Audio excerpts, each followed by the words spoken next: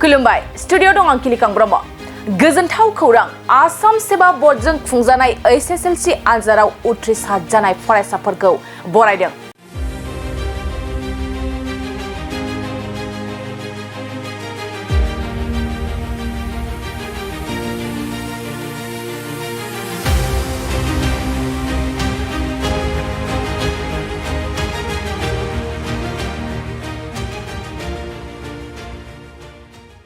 दिनै आसाम सरकारजों खुंजानाय मेट्रिक आनजादनि फिथाइखौ फोसावबाय।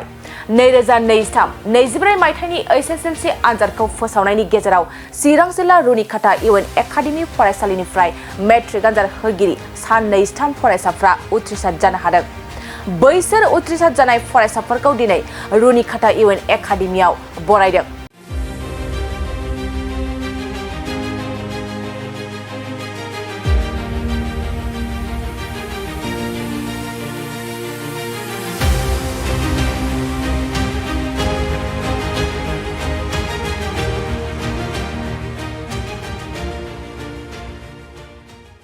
मिथिनो मोननाय बादिब्ला उथ्रिसार जानाय सा 23 फरायसाफोरनि गेजेरावनो सा 3 फरायसाफ्रा डिस्टिंक्शन मोननो हादों आरो बे डिस्टिंक्शन मोननो हानाय सा 3 फरायसाफ्रानो जादों प्रिया मोसाहारि।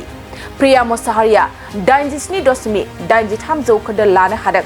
लोगोसे सोरांसार बसुमतारियाबो 82 जौखोन्दो आरो सुलुं बसुमतारिया 85.83 जौखोन्दो लानानै उथ्रिसार जानो हादों। लोगोसे सा 7 फरायसाया स्टार मार्क मोननो हादों आरो सा 13 फरायसाया फार्स्ट डिभिजन लाखिनो हादों। रुनिकाटा UN एकाडेमिनिफ्राय HSLC आनजादाव उथ्रिसारनाय फरायसाफोरखौ रुनिकाटा UN एकाडेमिनि मासिगिरि डक्टर सांग्रां ब्रह्मआ बरायदों।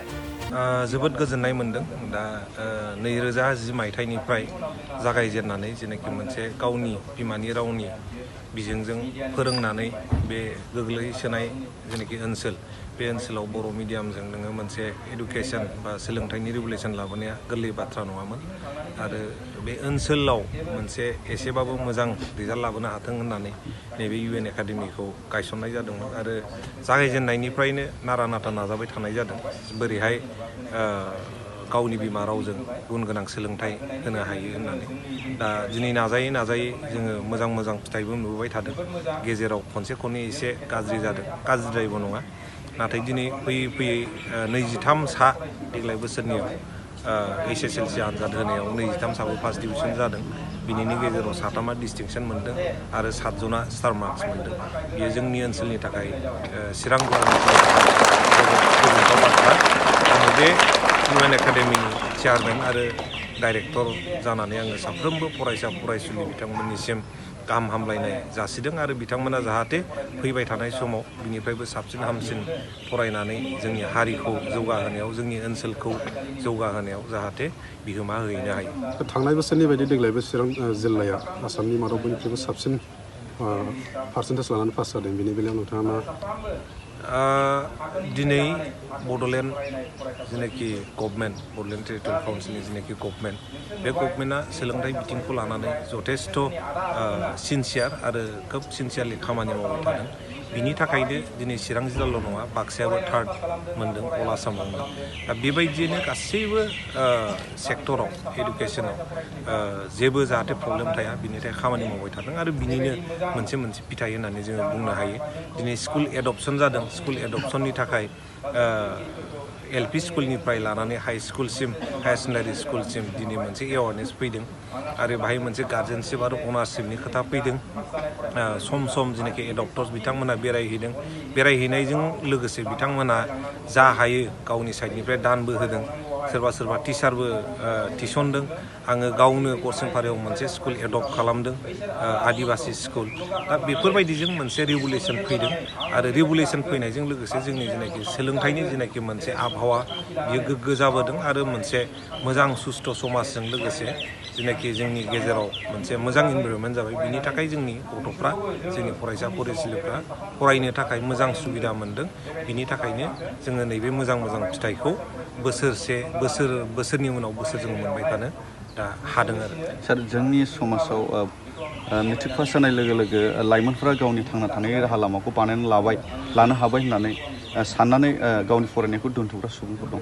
बिथांमोनखौ मा बुंनो? मेट्रिक पास जानाया नोङो गावनि मेट्रिक पास जानाय लोगो लोगोनि जे गावनि थांनानै थानायनि मोनसे गासिबो कमप्लिट जाबाय बे नङा आरो बियो मोनसे जास्ट स्टेपल' बिनि उनाव आरो बिनिफ्राय गिदिरसिन जोंहा आनजाद दंबावो बेखौबो जोङो उथ्रिनानै थांनांगोन अब्लासो लाइफआव साक्सेसफुल पार्सन जाहैनो हागोन। आंनि मुङा प्रिया मुसाहारि। आं बे 2024 आव मेट्रिक आनजादाव 87.83% लानानै आनजादाव पास जादों। खै घन्टासो फरायामोन? आङो 8 hours 7 hours स्पेसियेलि बिदि फरायोमोन। टिउसनफोर लादोंमोन नामा? टिउसनफोर आं हस्टेल थायोमोन ओमफ्राय जोंना सार फैयोमोन ओमफ्राय बेहायनो मेथ्सखौ टिउसन लायोमोन। दा बेबायदि पार्सेन्ट लानानै माबायदि मोनदों गोसोखौ?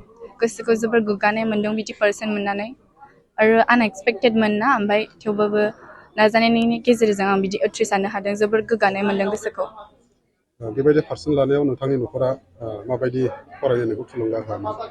जोबोर थुलुंगा होदों। पेरेन्टसफोरा मोजाङै सामलायबोदों गोदोनिफ्रायनो मोजाङै उन्दैनिफ्रायनो थुलुंगा होनानै आङो मोजां पार्सेन्ट लानानै आनजादाव उथ्रिसारदों। माबायदि साबायखर बावो नोंथांनि बे स्कुलनि फोरोंगिरिफोर? स्पेसियेलि टिचार्सफोरा गाइड खालामदों जोंखौ मोजाङै। ओमफ्राय बेनि गेजेराव माखासे गिदिर सुबुंफोर दङ जोंनि बिगार्स बिसोरबो मोजाङैनो गाइड खालामदों फोरोंबोदों रोङैखौ मोजाङै फोरोंदों।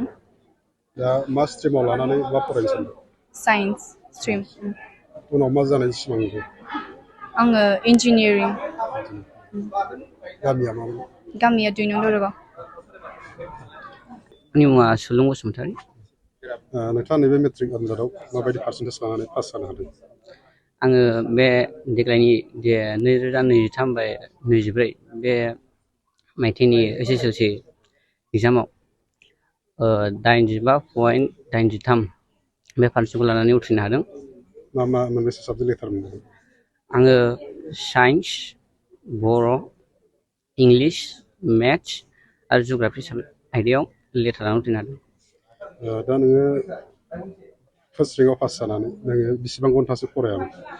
आङो बिदिनो सानफ्रामबो 7-8 घन्टा बिदि फरायबाय थायोमोन। दा बेखौ नोंथाङा मेट्रिकआव बेबायदि पार्सेन्टेज मोननानैहाय उनावहाय माबाफोर जाहैनायनि सिमांफोर दङ?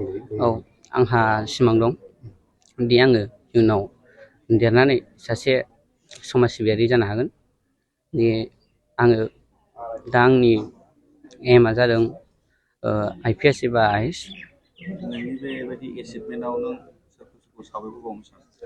आङो गिबियावनो आंनि टिचार आरो आंनि पेरेन्टस आरो बेजों लोगोसे माखासे आंनि देरसिन सुबुंफोर दं जाय आंखौ बोसोन होबाय थादों। आं बिसोरखौ साबायखर बावनो सानो। मा स्ट्रिमाव फरायदों? आं साइन्सआव। दा नैबे फैबाय थानाय उनावहाय नोंथांमोननि स्कुलाव क्लास 10 फरायनाय दङ। बैसोरखौ नोंथाङा माबायदि फरायजानो लुबैयो? आङो बिसोरखौ बुंनो सानोदि जों जा फरायदों, जों जाबायदि फरायदों बिनिफ्राय साबसिन हामसिन जाहाथे फरायनानै बिसोरो उनाव सासे मोजां सुबुं जाहैनो हायो, गेदेर सुबुं जाहैनो हायो आरो जाहाथे उनाव मोजां समाज सिबियारि जानानै समाजखौ सिबिनो हायो। बेबायदिनो जाहाथे बिसोर बैबायदि थाखोआव मोनहैनो थाखाय बिसोरो मोजां नाजायो, बेखौनो बुंनो सानो। मा गामिमोन? आङो रुनखाथायावनो थायो।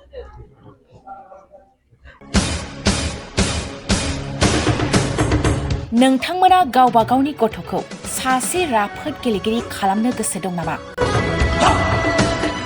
रायजोआरि हादरारि हादर गेजेर थाखोसिम गेलेगिरि खालामनो गोसो दंब्ला नोंथाङा गोबाव दा खालामसै। सासे राफोद रोंखा-राखा गेलेगिरि खालामनो थाखाय नोंथाङा जानजि खाफ्रादो आरो मुं थिसनहैदो।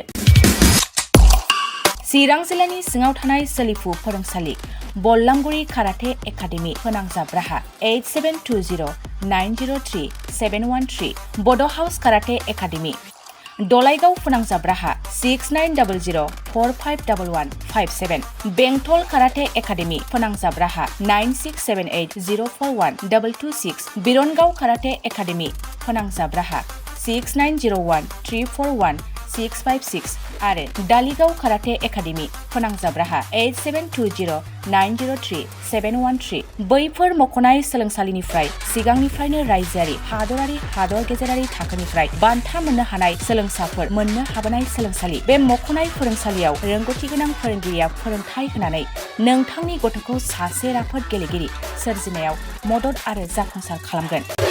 अब्ला मानोथो गोबाव खालामनो थाबैनो मुं थिसनहैदो।